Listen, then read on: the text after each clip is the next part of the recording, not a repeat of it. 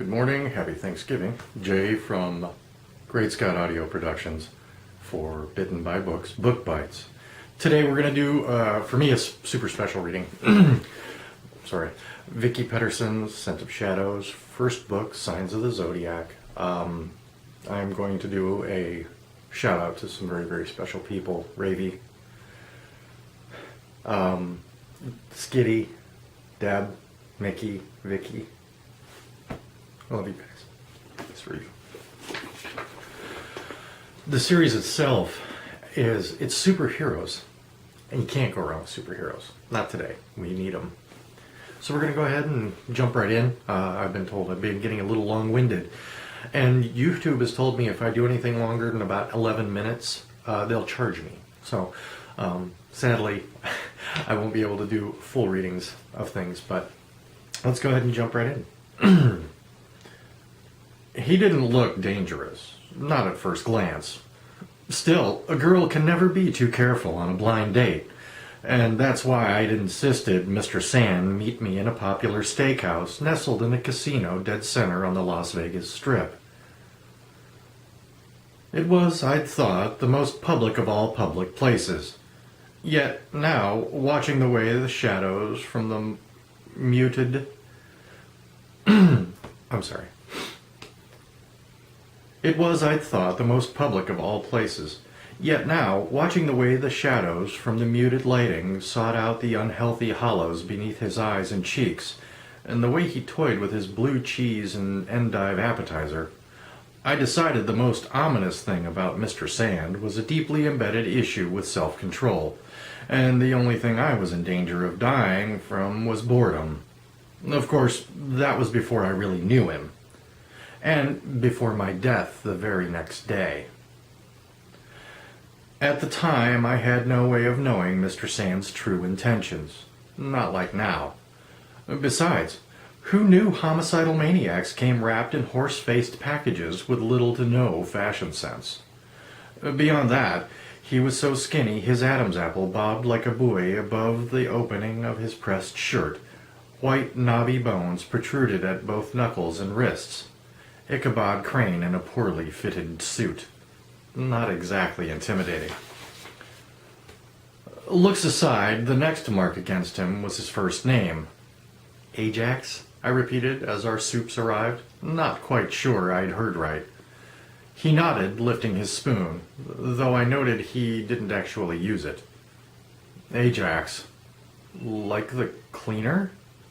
His smile was tight, like the Greek warrior. I mean, really. Cursing my sister for setting me up on yet another blind date, and myself for letting her, I nevertheless tried to plant my feet firmly on the bright side of things. At least this one could walk without dragging his knuckles on the ground. And even if the woman in me had recoiled at first sight, the photographer in me had something to do. I tried to picture Ajax in a bank, as he'd already told me how the world's financial industry would fall flat on its ass without him. But I couldn't quite imagine him languishing behind a desk. There was too much movement, too much latent energy in those snaking limbs for that. His fingers twined and untwined, his bony elbows rose to rest on the table only to drop a second later, and his eyes darted around the dining room, taking in everything but never fully settling. I'd like to still those relentless limbs with my camera, I decided. Take time to study those shifting eyes. See just who Mr. Sand became when seen in 2 dimensions instead of 3. He looked at me like he knew what I was thinking. And it was that look, those eyes, that sent up the first red flag. I don't mean the color, a blue so light that it was nearly transparent, but more the way he tried to own me. I licked my lips. His eyes dropped to watch my tongue dart out. I ran a hand through my bobbed hair and felt him follow the movement so that my fingers fisted there. I exhaled deeply, forcing myself to relax, and for some reason, that made him smile. I was jumpy, I confess, but I recognized that hungry look. I'd seen it once before. long before I'd ever started dating.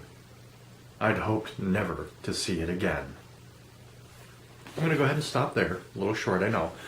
But once again, and forgive me, girls, Deb, Ravi, Mickey, Skitty, Teresa, Nat, all you guys. Seriously, thank you for this. And thank you, Vicki, so much for this. Pick these up. You can't miss with them. So much action, so much intensity, so much fun. Look for the Archer. She is the real thing. Next time, I believe, yes, indeed, we're going to go and visit Lily St. Croix once again. A dear friend of mine. She's a wonderful, wonderful lady, a wonderful, wonderful author. We're going to go visit Jill Kismet, a kick-ass heroine. Super awesome. And then after that, we're going to have a little bit of a Christmas special thingy and do a reading from Holidays Are Hell. I'm not sure what story I'm going to pick. But like I said, I can't do a whole story, so we'll do an excerpt from one of the stories in the book. Probably Kim Harrison, but we'll see what you guys think. And thanks again for watching. Have a good week.